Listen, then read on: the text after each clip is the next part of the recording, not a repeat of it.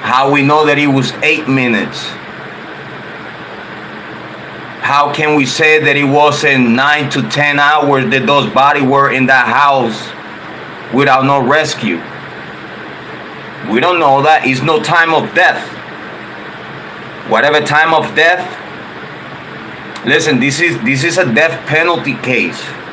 When people die out of normal causes, like by nature causes, and just God came and got you, then the coroner could say that they didn't process your body to try to find out the exact time of death, because it was no foul play involved. Soon as the detail of foul play come to occur, the obligation of the coroner is scientifically and forensically, within detail, top-notch detail, because now from the very beginning of this investigation we understand that this is a death penalty case right away. That's understood right away on first glance. So this case has to be investigated as just. This case needed to be investigated from all parties involved as just, as a murder investigation of a massacre that the possible suspect is going to face death penalty.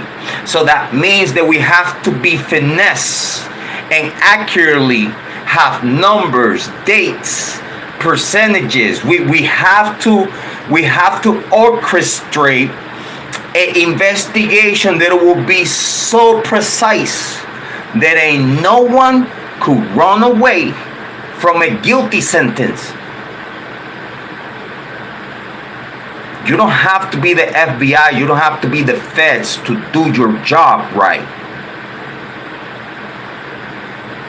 If I could think about it, why won't y'all that are in power can't do it?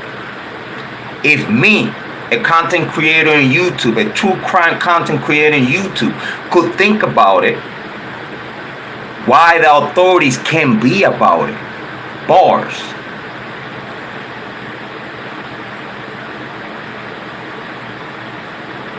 So you see what's gonna happen is after the prosecution cannot prove the death penalty, they're gonna give him a deal. They're gonna give him a deal that he's not gonna take. I want y'all, all of y'all, to make notes. This is gonna go in the book of records. Take notes. He's not gonna face no death penalty. If they can prove the burglary, how can you prove it was a felony burglary? And if you can't prove that it was felony burglary, how can you prove that he killed these victims? It's one step at a time. Do you understand me?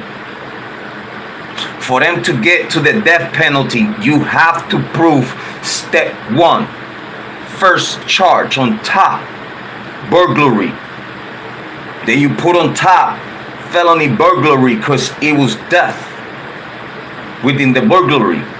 But if you can't prove the burglary, how can you prove that he killed these people?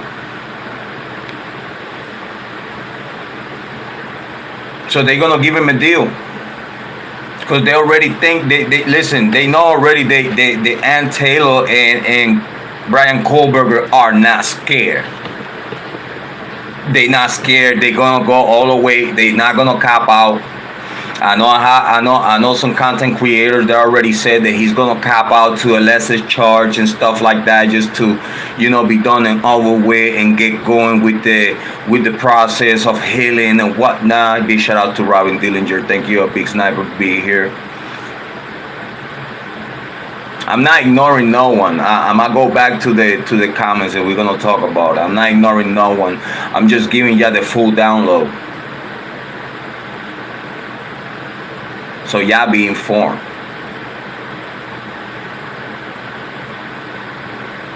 They're gonna give him a deal. He's not gonna take it.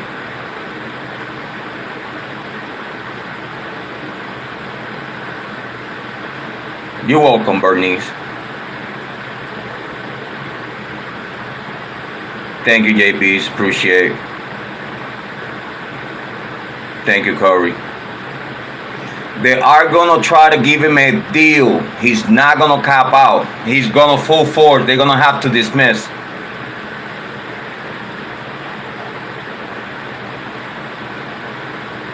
They cannot use the crime scene against no one. You already botched the investigation. You had 2 profiles of DNA, if not on the victims, but around the victims. And this is why Ann Taylor requested it, because she's not gonna request no DNA that it was at the door outside. She's not gonna request DNA that they found outside in the car outside. She's not gonna request the DNA that he was like far away from the victims. Of course, when she recognized that it was 2 profiles of DNA around the victims, close proximity, of course she's gonna request. Why? How? And we've been saying this from the very beginning. How you got to Kohberger?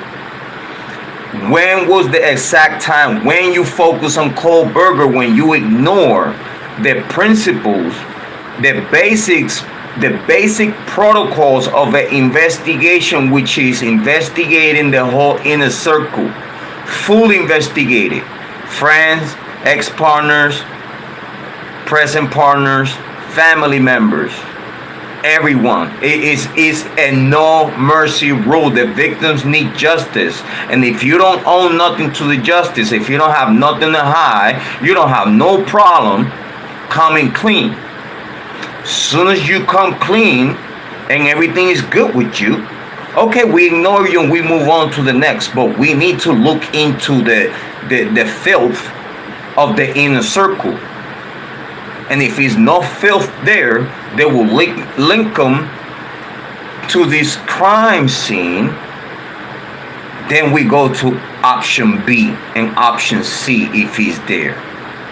But you cannot jump to B when A, you haven't looked at it. This is confirmed. They have not declared suspect none of the people that they were supposed to declare suspect. So an investigation with a budget would have got declared, and Jack D, Jack S, and all these other people that just got interviewed, they would have got investigated. Cell phone data, all everything that they needed to do since day one that they didn't do was supposed to occur. And it did not happen. Why? Because the University of Idaho say the fuck no. Who the fuck you talking to? Big shout out to Lisa.